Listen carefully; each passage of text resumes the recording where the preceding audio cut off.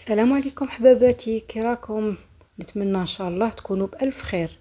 اهلا وسهلا ومرحبا بكم في فيديو جديد على قناة كبرياء أنثى. موضوع اليوم راه موضوع حساس بزاف، رحلة توبة. جبت لكم خطة سعي كاملة من الصفر لكل وحدة محتاجة يد تساعدها باه تعرف كيفاه تفوت على الخطوات كامل، على خاطرش بزاف صعيبة علينا أن نبدو ننجحوا في حياتنا وحنا ما على بالناش كيفاه نديرو، والخطوات هذو لازم ندوهم على ناس عندهم خبرة وعندهم تجربة. ما كانش فينا اللي ما تبغيش توصل لصفة البنت المسلمة التقية اللي تحافظ على الحياء تاعها وتحافظ على حجابها وما تسمحش الموسيقى. الشيطان ما يجيكش مرة واحدة ويقول لك أحصي ربي، الشيطان يجيك خطوة خطوة حتى نلقوا رواحنا بعاد على ربي، بعاد على القرآن، بعاد على الدعاء، بعاد على راحة القلب.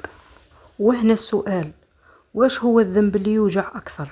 الذنب نفسه ولا كي تولي ما تحسيش بيه؟ كاين ناس اليوم راها تعيش في المحصية، بصح الخطر الحقيقي وين؟ كي تولي المحصية عادية. خلونا نكونوا صريحين، ما كان حتى واحد كامل، كنا نغلطوا ونضحفوا ونفوتوا حدودنا في لحظات، بصح الجمال في ديننا باللي باب الرجوع مفتوح مهما بعدنا. وأنا نشوف التوبة مشي كلمة، هي رحلة تبدأ من الداخل. في يوم من الأيام ممكن توقفي مع روحك وحدك، يمكن بعد موقف، بعد تعب نفسي أو حتى بلا سبب واضح، وتحسي صوت داخلك يقولك راكي مشي مرتاحة، كاين حاجة لازم تتبدل. وهنا تبدأ أول خطوة وهي الاعتراف، وهنا تجلسي مع روحك وتعترفي، صح أنا غلطت في كذا وقصرت في كذا، هذا مش ضعف، هذا شجاعة كبيرة. كاين اللي يكتشف باللي كان يضيع في وقته ساعات طويلة في الغيبة والنميمة، حياة الناس متبعها، ولا وحدة كانت تأجل صلاتها دايما. كي تعترفي بهذا الشي هنا تبدأ التوبة وتتحرك في قلبك، ومن بعد يجي شعور بالندم، ذاك الإحساس اللي يخليك تقولي يا ربي سامحني. تحسي قلبك يتقل بصح في نفس الوقت يلين. جات عندي واحدة الأخت في الخاص وبدأت تحكي لي، قالت لي كنت كل ليلة نتفكر الأخطاء اللي فاتت ونبدأ نبكي، مش يأس بل رغبة باه تبدأ صفحة جديدة. هذا الندم هو اللي يدفعك تتحرك، ومن هنا يجي القرار الحقيقي، التوقف على الذنب. وهذه أصعب مرحلة بصراحة، لأن العادات ترجع تناديك. لو كانت علاقتك مع الناس مشي مليحة حاولي تصلحيها، ولو كنتي مبعدة على العبادات بداي خطوة بخطوة ترجعي. لو كنتي في علاقة تأذي نفسيتك ديري الشجاعة وبعدي، مشي لازم تبدلي حياتك في نهار واحد، ربي يشوف المحاولة، من بعد تحسي بفراغ صغير لأنك تركتي حاجة متعودة عليها. وهنا يجي دور التعويض بالخير، عمري وقتك بحاجة تنفعك، جربي تقري صفحة من القرآن، ولا تسمعي ذكر، ولا أشغال يدوية، ولا أشغال منزلية، ولا حتى كلمة طيبة لشخص محتاجك. واحد الأخت قالت لي كي حبست العادات السيئة بدلتها بقراءة ربع حزب كل يوم، بعد مدة قالت لي حسيت براحة ما حسيتهاش من قبل. التوبة هنا تولي حياة جديدة مش غير قرار.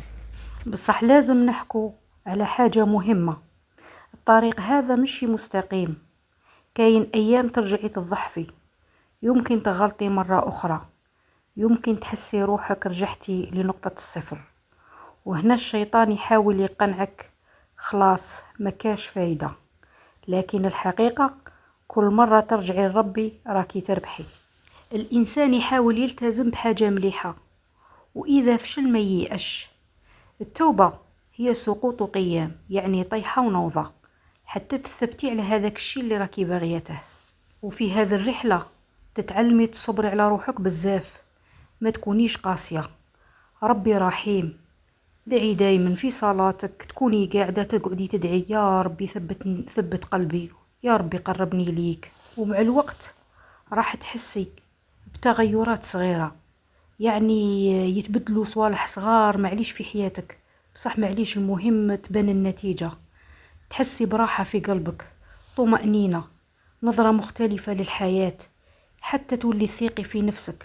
رحلة التوبة مشي للناس المثاليين فقط، هي للناس اللي تحاول، اللي تغلط وترجع، اللي تبكي وتقوم الليل وتندم على الشي اللي فات عليها، تقول يا ربي حابة نرجع لك. يمكن دمعة في الليل، يمكن دعوة بصوت خافت، يمكن سجدة طويلة، هذو كامل يسمعهم ربي. ما تخليش الماضي يقنعك باللي ما تستاهليش المغفرة. رحمة ربي أكبر من كل أخطائنا. وإذا اليوم تقدري تديري حاجة واحدة فقط، قولي من قلبك يا ربي سامحني وقربني ليك. يمكن هذه الكلمة تكون بداية لحياة جديدة كامل. ربي يهدينا ويثبتنا كامل. ويمكن أجمل حاجة في هذه الرحلة أنك اكتشفتي باللي ربي ما كانش بعيد، كنتي فقط تحتاجي ترجعي خطوة. وفي الختام، إلا راكم في البداية الرحلة ربي يقويكم، وإلا راكم في وسطها ربي يثبتكم، وإلا تعبتوا ربي يفتح عليكم بباب رحمته. قولولي في التعليقات في أي مرحلة تحسوا رواحكم من رحلة التوبة. ما تنسونيش حبيبتي باللايك والاشتراك في القناة فضلا وليس أمرا، باه عائلتنا تكبر. إلى اللقاء في فيديو قادم مع موضوع جديد إن شاء الله.